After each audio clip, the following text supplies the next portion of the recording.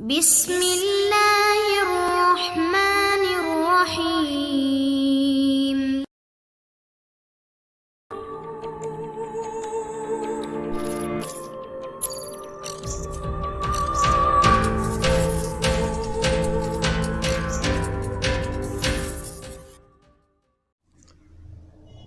अस्सलाम वालेकुम दोस्तों, Imran series novel foul play by Mazhar Kaleem MA। अगर आपने अभी तक हमारे चैनल जासूसी दुनिया को सब्सक्राइब नहीं किया तो सब्सक्राइब करें और बेल आइकन पर क्लिक कीजिए।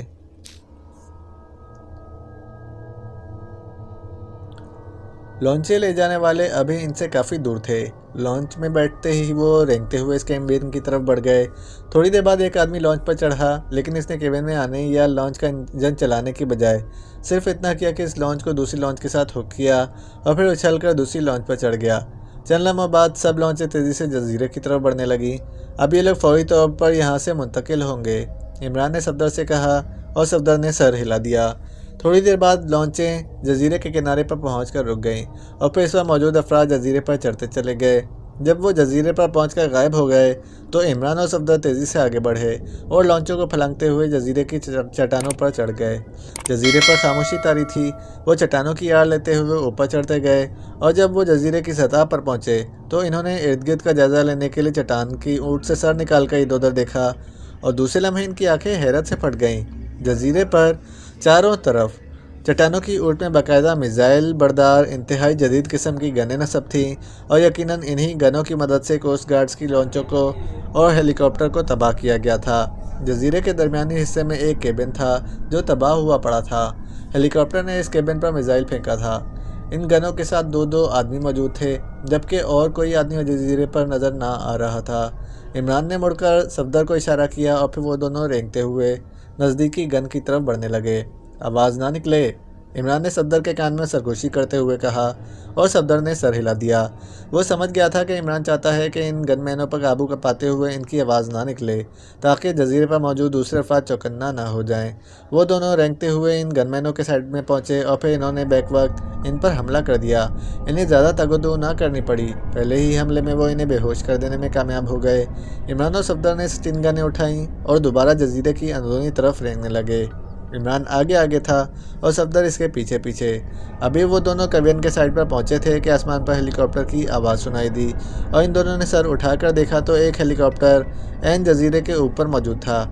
हेलीकॉप्टर कोस्ट गार्ड वालों का था, क्योंकि इस पर कोस्ट गार्ड का मखसूस निशान नुमाया तौर पर नज़र आ रहा था। हेलीकॉप्टर आहिस्ता आहिस्ता नीचे उतर रहा था और फिर इमरान को तबाहशुदा केबिन की दूसरी साइड से 4 अफराद दौड़कर केबिन की तरफ आते दिखाई दिए। इनके हाथों में 3 गनें थीं। इमरान और सफदर लकड़ी के बड़े शहतीर की साइड में थे, इसलिए जब तक कोई बिल्कुल नज़दीक आकर ना देखता वो नज़र ना आ सकते थे। इसलिए वो दोनों इत्मीनान से पड़े देखते रहे। इमरान हैरान था कि कोस्ट गार्ड का हेलीकॉप्टर इतने इत्मीनान से कैसे जजीरे पर उतर रहा है।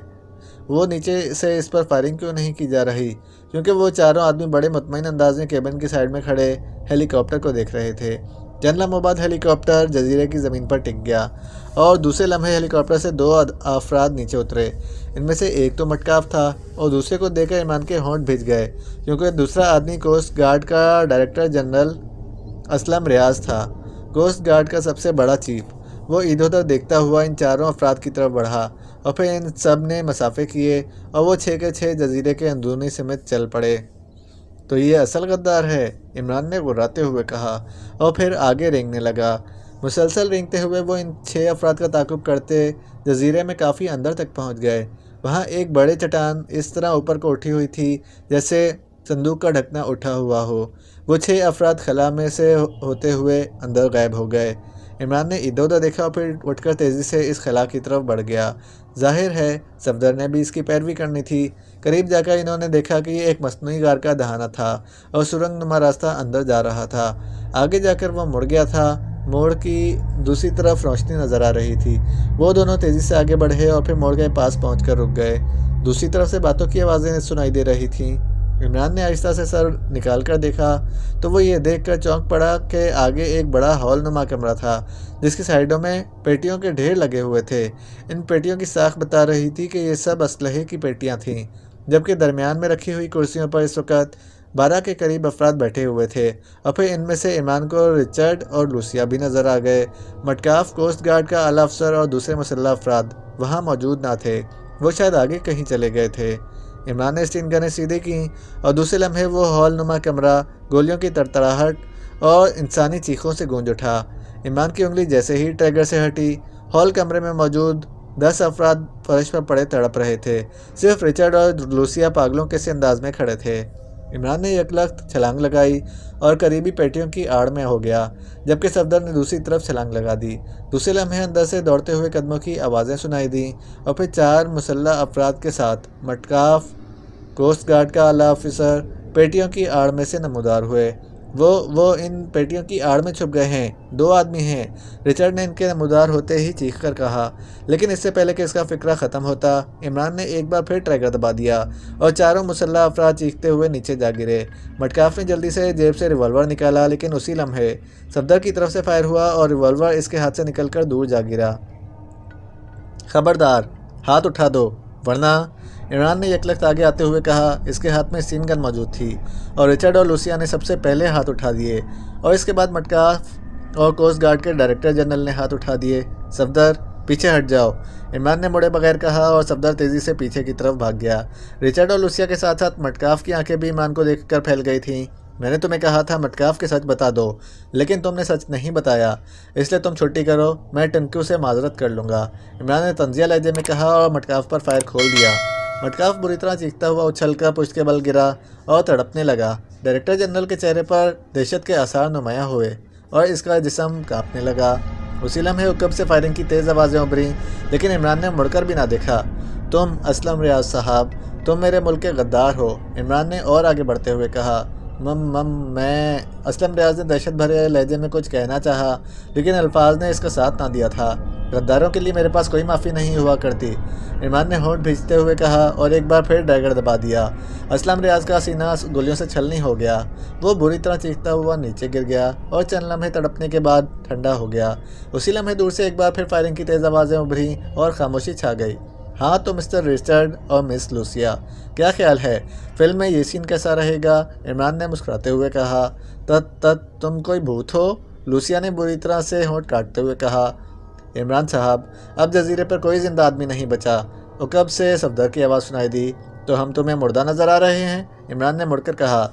इसने जानबूझकर सर मोड़ा था ताकि रिचर्ड को इस पर हमले का मौका मिल सके। इमरान की तवक्का के ऐन मुताबिक रिचर्ड ने यकलख्त इस पर छलांग लगा दी, लेकिन चूंकि इमरान ने खुद ही उसे यह मौका दिया था, इसलिए वो तेज़ी से एक तरफ हटा और रिचर्ड जैसे ही अपने ज़ोर में आगे बढ़ा, इमरान ने लात घुमाई और रिचर्ड चीखता हुआ सफदर के पैरों में जा गिरा और सफदर ने स्टीन गन की नाल इसकी कनपट्टी से लगा दी। अरे अरे, क्या हुआ रिचर्ड को, क्या मर्गी का दौरा पड़ गया है, इमरान ने कहा और फिर तेज़ी से लूसिया की तरफ बढ़ गया, जो अभी तक अपनी जगह पर गुमसुम खड़ी थी।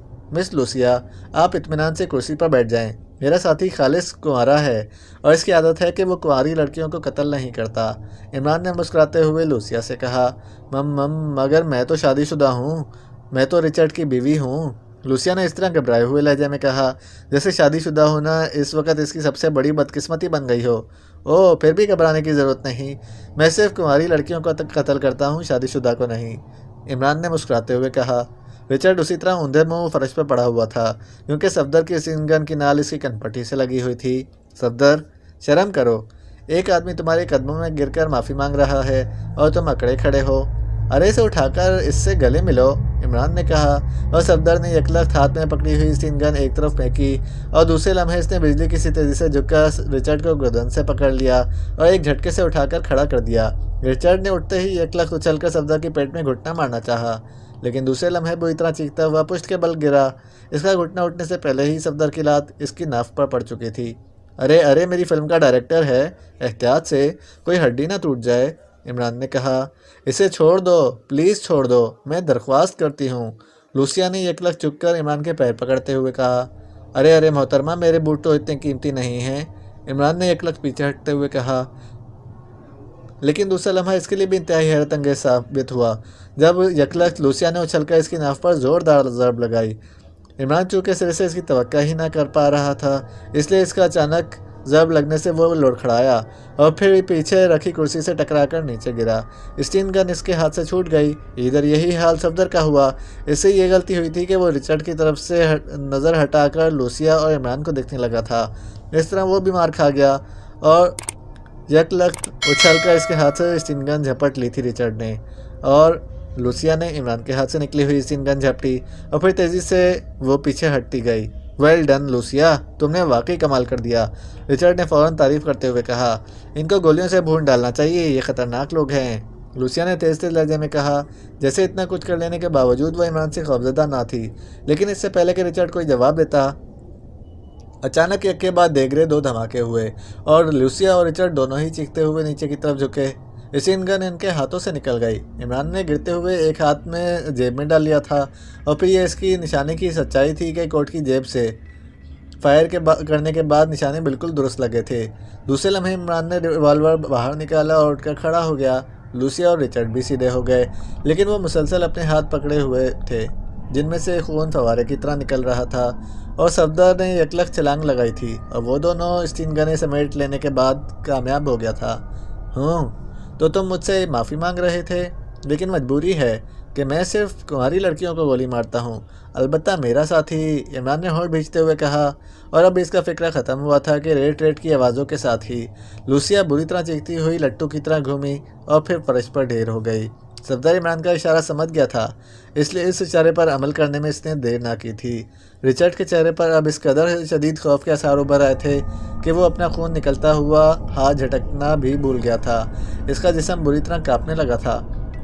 मैं शादीशुदा मर्दों को अलबत्ता कत्ल कर दिया करता हूँ, इमरान ने बड़े संजीदा लहजे में कहा और रिवॉल्वर रिचर्ड के सीने की तरफ तान लिया।